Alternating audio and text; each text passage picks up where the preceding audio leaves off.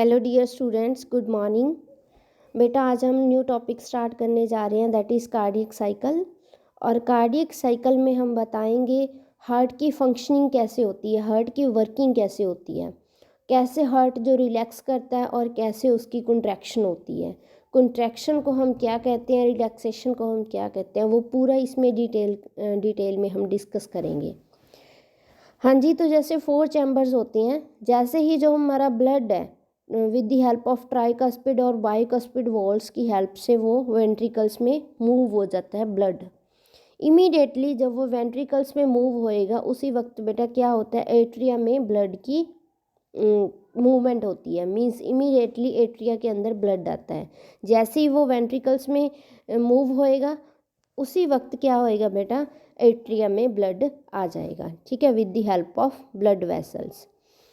तो ये होता किसकी वजह से है, मेनली नोड्स की वजह से। जो हमने नोड्स की हैं दो, सैन नोड्स और एवियन नोड्स। ठीक है, तो इनकी हेल्प से क्या होता है, ये पोटेंशियल मतलब ये इनको एक सिग्नल प्रोवाइड करते हैं। जैसे हम किसी चीज़ के स्विच ऑन ऑफ करते हैं वैसे ही इन नोड्स का काम है, ये पोटेंशियल को जनरेट करेंगे जिसकी हेल्प से क्या होएगी, हार्ट की फंक्शनिंग होएगी। ठीक है, तो सैन क्या करती है बेटा, ये देखिए सैन क्या करती है, एक एक्शन पोटेंशियल को जनरेट करती है जिसकी वजह से उसकी कंट्रैक्शन होती है। मींस सिस्टोल का मतलब होता है बेटा कंट्रैक्शन और डायस्टोल का मतलब होता है रिलैक्सेशन। जब एट्रिया कंट्रैक्शन होते हैं किसकी हेल्प से होते हैं, सैन की हेल्प से, जिसकी वजह से हमारा जो ब्लड है, ब्लड का फ्लो है वो तेज़ हो जाता है। ठीक है, उसका बहाव है जो वो ज़्यादा हो जाता है। और नेक्स्ट जो पोटेंशियल जनरेट करेगा वो कौन करेगा, एवीएन करेगा। ठीक है, एवीएन और एबी बंडल्स होते हैं जो मैंने लास्ट टाइम बताया था उनकी लोकेशंस। ठीक है, तो उनकी वजह से क्या होता है, वेंट्रिकल्स की कंट्रैक्शन होती है। वेंट्रिकल्स की कंट्रैक्शन हो जाएगी और जब वेंट्रिकल्स के अंदर कंट्रैक्शन होएगी तब एट्रिया होंगे जो वो क्या हो जाएंगे, रिलैक्स हो जाएंगे। ठीक है, रिलैक्सेशन को क्या बोलेंगे, डायस्टोल, और कंट्रैक्शन को बोलेंगे सिस्टोल। तो ये रेगुलर, ठीक है, ये कौन करता है, रेगुलर नोड्स करती हैं। कौन बेटा, सैन एंड एबियन। इन नोड्स का ये काम होता है कि एक जगह से वो दूसरी जगह ब्लड के फ़्लो को, एक पोटेंशियल को जनरेट करके ब्लड के फ़्लो को लिए रिस्पॉन्सिबल होती हैं। ओके जी, तो ये जो बॉल्स होते हैं इनका क्या काम होता है, इनकी होती है केयर करना कि वो बैक फ्लो ना हो सके, जो ब्लड होता है बैक फ्लो ना हो जाए।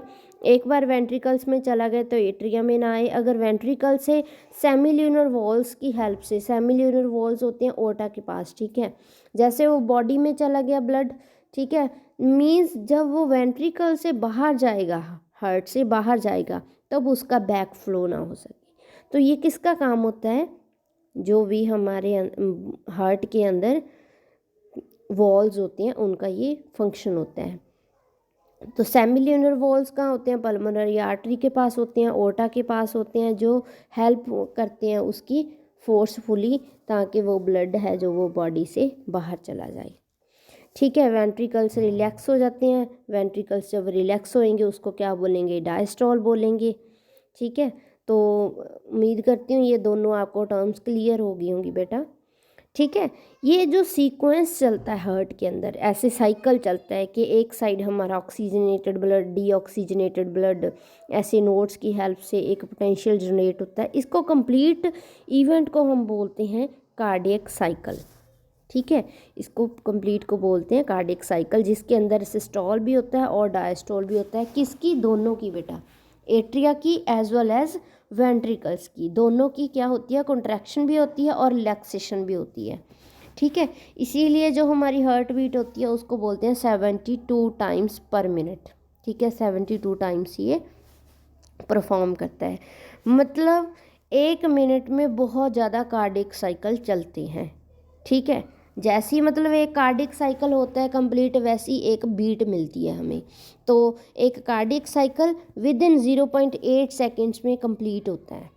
ठीक है, तो उसी वक्त जो हमारे वेंट्रिकल्स ब्लड को पंप आउट करते हैं, बॉडी से बाहर निकालते हैं, वो कितना वॉल्यूम होता है, 70 ml ऑफ ब्लड, जिसको हम बोलते हैं स्ट्रोक वॉल्यूम।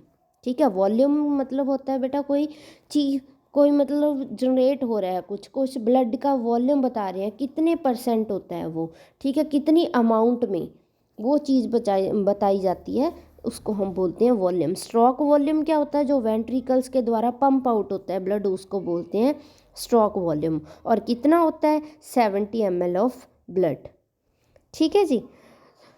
तो वेंट्रिकल्स की अगर हम बात करें तो वो पंप आउट करते हैं ब्लड, ठीक है। पूरे हेल्दी इंडिविजुअल की अगर हम नॉर्मल रेंज देखें तो वो होती है 5000 ml ऑफ और 5 litres in a healthy individual.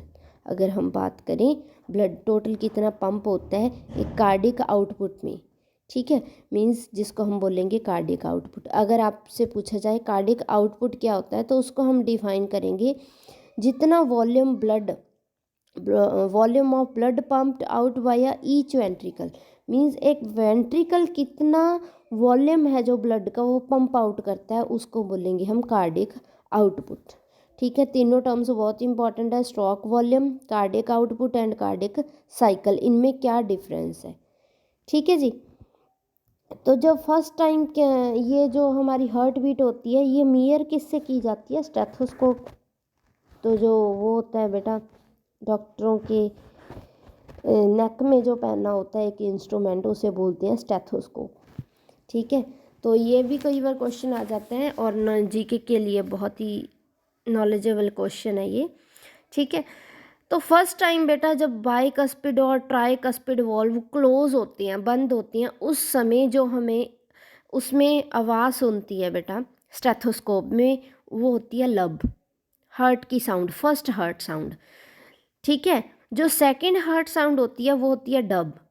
तो वो कब सुनती है हमें, जब सेमिल्यूनर वॉल्स होते हैं उनकी वो क्लोज होती हैं।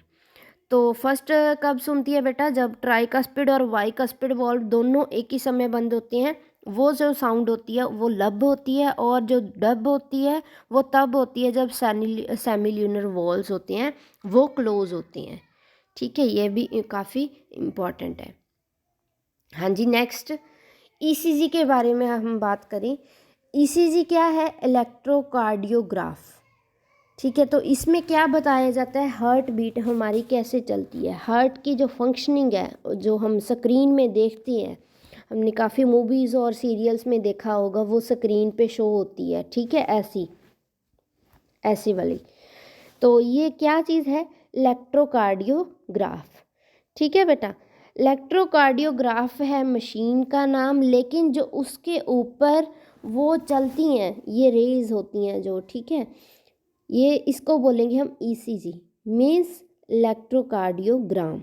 तो इलेक्ट्रोकार्डियोग्राफ मशीन का नाम है, लेकिन इलेक्ट्रोकार्डियोग्राम जो हमारे पास ये रिज़ल्ट मिलता है, ऑब्टेन होता है ये रिज़ल्ट, इसको बोलते हैं इलेक्ट्रोकार्डियोग्राम, ठीक है। जो इलेक्ट्रिकल एक्टिविटी की हेल्प से हमें ये रिज़ल्ट मिलता है, ओके जी। तो ये ईसीजी मिलता कैसे है, इसके पास देखिए सबसे पहले हमारे पास पी के बारे में बात करेंगे, एक ये सर्कल है QRS और एक ये टी सर्कल है, इन तीनों के बारे में हम डिस्कस करेंगे। ये वेव्स क्या चीज़ रिप्रेजेंट करती हैं, क्या चीज़ शो करती हैं, ठीक है बेटा। हाँ जी, तो सबसे पहले हम बात करते हैं पी वेव के बारे में। पी वेव क्या शो करती है, पी वेव शो करती है एक्साइटेशन।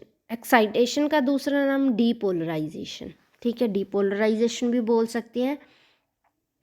जब फर्स्ट टाइम कॉन्ट्रैक्शन होती है एट्रिया की, तब ऐसी पी वेव प्रोड्यूस होती है, ठीक है। एट्रिया छोटे होते हैं इसीलिए थोड़ा ही सिग्नल मिलता है हमें। लेकिन QRS अगर हम ऑब्जर्व करें, ये वाला से देखें, तब बहुत ज़्यादा एक्साइटेशन हो रही है, मीन्स किस चीज़ की कॉन्ट्रैक्शन होएगी, वेंट्रिकल्स की। QRS है जो वो किस चीज़ की शो कर रहा है, डीपोलराइजेशन और excitation of ventricles, means contraction of ventricles, ठीक है जी। तो जो लास्ट में टी वेव है, टी वेव क्या रिप्रेजेंट कर रही है, वेंट्रिकल्स की रिलैक्सेशन, वेंट्रिकल्स की रीपोलराइजेशन, ठीक है, रीपोलराइजेशन। डीपोलराइजेशन मीन्स कंट्रैक्शन और रीपोलराइजेशन मीन्स रिलैक्सेशन। तो पी किस चीज़ को रिप्रेजेंट कर रही है बेटा, एट्रिया की कंट्रैक्शंस को, QRS वेंट्रिकल्स की कंट्रैक्शन को, और टी किसको रिप्रेजेंट कर रही है, रिलैक्सेशन को। ठीक है, जब वेंट्रिकल्स रिलैक्स होती हैं तो वो अपनी वापस पोजीशन पे आती हैं। क्यों, सिग्नल कौन सा मिलता है हमें उस समय, टी मिलता है। ठीक है, तो ये रिप्रेजेंटेशन है तीनों की, और ये कई बार क्वेश्चन में आ सकता है, और बहुत इंपॉर्टेंट टॉपिक है ये ईसीजी। ठीक है जी। नेक्स्ट इज हम जो टॉपिक है डबल सर्कुलेशन। डबल सर्कुलेशन में ये डायग्राम देखिए, इस डायग्राम को एक्सप्लेन करते हैं हम। बहुत ही इजी डायग्राम है बेटा। सबसे पहले देखिए लंग्स क्या करती हैं, ब्लड को ऑक्सीजनेट करती हैं। तो पल्मोनरी वेन के थ्रू, ये एक ऐसी एक्सेप्शनल केस है जो पल्मोनरी वेन है ऑक्सीजनेटेड ब्लड को लेके आती है। कहाँ बेटा, लेफ्ट एट्रियम में। लेफ्ट एट्रियम के बाद ब्लड की मूवमेंट होती है लेफ्ट वेंट्रिकल में। इसके बाद वो बेटा बॉडी पार्ट्स में जाएगी, किसकी हेल्प से, ओर्टा की हेल्प से। बॉडी पार्ट से डीऑक्सीजनेटेड ब्लड को कैरी कौन करेगा, वेना कावा। और वो ब्लड कहाँ चले जाएगा, राइट एट्रियम में, इसके बाद राइट वेंट्रिकल्स में, और राइट वेंट्रिकल्स के बाद वो पल्मोनरी आर्टरी की हेल्प से लंग्स के पास चला जाएगा। क्यों चला जाएगा, डीऑक्सीजनेटेड ब्लड है तो ऑक्सीजनेटेड होने के लिए जाएगा। तो ये पल्मोनरी आर्टरी और पल्मोनरी वेन में कंफ्यूज नहीं होना, ये एक्सेप्शनल केस हैं और ये आपको लर्न करने पड़ेंगे एज इट इज़। ठीक है जी। तो ये वर्किंग थी हमारे अंदर डबल सर्कुलेशन की, एक ही समय में दोनों सर्कुलेशन चल रही हैं, deoxygenated as well as oxygenated. ठीक है, तो यहाँ पर दो नाम आएंगे बेटा, एक hepatic portal vein. Hepatic portal vein क्या करती है, ये ब्लड कैरी करती है इंटेस्टाइन से। ठीक है, इंटेस्टाइन से ब्लड कैरी करके लीवर के पास जाएगी, और फिर क्या करती है, ये सिस्टमिक सर्कुलेशन में छोड़ देती है। मीन्स कुछ वेसल्स के नाम हैं जो वेसल्स कैरी करती हैं ब्लड को, और ये ब्लड सर्कुलेशन में इन्वॉल्व होती हैं। हाँ जी, next regulation of cardiac activity, ये हमने डिस्कस किया ही है। जो एक्टिविटीज़ हैं, कार्डियक एक्टिविटीज़ हैं, वो किसकी हेल्प से रेगुलेट होती हैं। तो कौन रिस्पॉन्सिबल होता है, हार्ट का, ब्रेन का पार्ट होता है। ठीक है, कौन सा ब्रेन का पार्ट होता है बेटा इसमें इन्वॉल्व, और मसल्स भी होती हैं जिसकी वजह से इसको बोला जाता है हार्ट इज़ मायोजेनिक। क्यों, क्योंकि जो नॉर्मल एक्टिविटी है हार्ट की, वो मसल्स की, कार्डियक मसल्स होती हैं इन्वॉल्व। और ये हमें ब्रेन से मैसेज मिलता है तभी इसकी वर्किंग चलती है। तो ब्रेन में से मैसेज कौन देता है, ये सेंटर कौन है इसका, जो कार्डियक फंक्शन के लिए इन्वॉल्व होता है, medulla oblongata. Medulla oblongata part है वो बहुत ही ज़्यादा रिस्पॉन्सिबल होता है हार्ट की एक्टिविटी के लिए और हार्ट बीट को रेगुलेशन करने के लिए। कुछ और नर्व्स भी इन्वॉल्व होती हैं जो हार्ट बीट की इंक्रीज़ करती हैं, जैसे सिंपैथेटिक नर्व। ठीक है, जो एक ऑटोनॉमिक नर्वस सिस्टम का पार्ट है। तो पैरासिम्पैथेटिक न्यूरल सिग्नल्स मिलते हैं जो क्या करते हैं, हार्ट बीट को डिक्रीज़ करती हैं। और ऐसे क्या है, कुछ हार्मोन्स भी होते हैं जो कार्डियक आउटपुट को इंक्रीज़ करते हैं। लेकिन मेन जो पार्ट होता है ब्रेन का, वो कौन रिस्पॉन्सिबल होता है उसके लिए, मेडुला ऑब्लोंगाटा। ठीक है जी। Next is disorders. डिसऑर्डर्स में फर्स्ट है हाइपरटेंशन। हाइपरटेंशन क्या होता है, बीपी का इंक्रीज़ होना। ठीक है, नॉर्मल बीपी 120/80 होता है। ठीक है, अगर हम बात करें नॉर्मल बीपी की तो उसमें कोई प्रॉब्लम नहीं आती, लेकिन जब बीपी कम हो जाए या ज़्यादा हो जाए तब पर्सन्स को बहुत ज़्यादा प्रॉब्लम आती है। ठीक है, तो 120 से अगर अप हो जाए, जैसे 140 हो गया, और नीचे वाला जो डायस्टोलिक है वो प्लस हो जाए, जैसे 90 हो गया, तो ये क्या कॉज कर देगा, बहुत ज़्यादा क्रिटिकल कंडीशन हो जाती है, बीपी ज़्यादा हो जाता है, और जो एक डिसऑर्डर है सर्कुलेटरी सिस्टम का, नॉर्मल बीपी से ज़्यादा हो जाता है। ठीक है जी। नेक्स्ट इज़ बेटा, तो बीपी का ज़्यादा होना क्या कहलाता है, हाइपरटेंशन कहलाता है, hypertension. Next is CAD, coronary artery disease. Coronary artery disease में क्या होता है, वेसल्स अच्छे से ब्लड सप्लाई नहीं कर सकती बेटा हार्ट में। ठीक है, मसल्स में कोई प्रॉब्लम आ रही है, और जिसकी वजह से क्यों मसल्स में प्रॉब्लम आ रही है, ज़्यादा फैट होने की वजह से, कैल्शियम आयंस की वजह से, कोलेस्ट्रॉल, कुछ ऐसा हमारी बॉडी के अंदर हो जाता है, अकम्युलेशन होने लग जाती है इन केमिकल्स की, ठीक है, इन कैल्शियम की, फैट्स की, कोलेस्ट्रॉल की, जिसकी वजह से जो आर्टरीज़ होती हैं, वेसल्स होती हैं, वो क्या हो जाती हैं, नैरो हो जाती हैं, ठीक है, जिसकी वजह से बहुत ज़्यादा प्रॉब्लम्स आती हैं। Next is एंगीना। एंगीना क्या होता है, कुछ पर्सन्स को बहुत ज़्यादा प्रॉब्लम आती है, उनकी चेस्ट में पेन रहता है, क्यों, क्योंकि उनकी मसल्स को ऑक्सीजन अच्छे से मिल नहीं पा रही, जिसकी वजह से उनको काफ़ी ज़्यादा प्रॉब्लम आती है। और आजकल ये बहुत ही कॉमन प्रॉब्लम हो चुकी है, जो मिडिल एज के लोग होते हैं उनको ज़्यादा ये प्रॉब्लम आती है एंगीना की, ठीक है।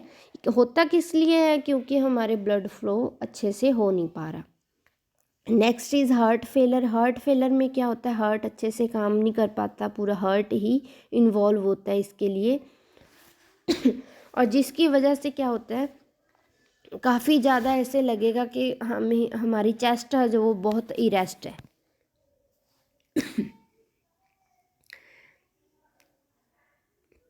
हाँ जी सॉरी बेटा, चेस्ट इरेस्ट होगी, ठीक है, और काफ़ी ज़्यादा प्रॉब्लम्स आती हैं, जिसकी वजह से पर्सन को हार्ट अटैक भी हो जाता है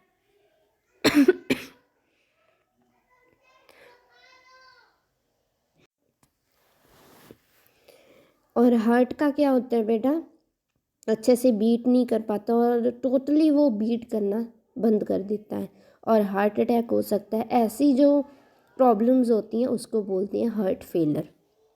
तो इसी के साथ हमारा चैप्टर है जो वो कंप्लीट होता है और इसके एनसीईआरटी क्वेश्चंस करने हैं बेटा अपनी फेयर नोटबुक पे और अच्छे से इस चैप्टर को लर्न करना है, बहुत ही इम्पोर्टेंट चैप्टर है। ओके बेटा, थैंक यू सो मच।